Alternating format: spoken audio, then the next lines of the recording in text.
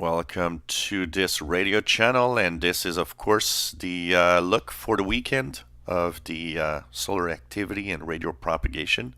I wasn't able to do it yesterday. I was out of town, so it's been done early Friday morning Eastern time. So, okay, the sun was, we had some geomagnetic storming appear earlier this week. We talked about it. I did say that things should be quieting down, and they have kind of quieted down a lot. Now the K indice is quiet this morning. We're at K of 1, and this should prevail throughout the day today and part of the day tomorrow.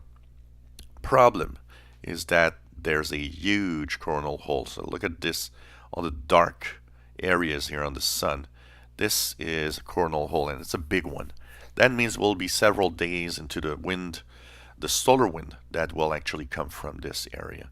And this is going to actually show us that this weekend, starting maybe late tomorrow, Saturday into Sunday, we might actually have some minor geomagnetic storming again due to this solar wind that is escaping from here.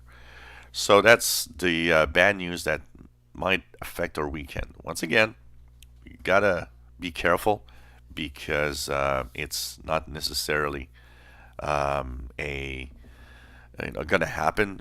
We've had in the past few weeks, as you noticed, several times coronal holes and solar wind streams that actually didn't spark any auroras, but and geomagnetic stormings. But we'll of course keep an eye on that as conditions can degrade over the weekend. For now, conditions are quite good. Solar flux is at 70, a little higher. There's a sunspot. You see here, there's a little circled area.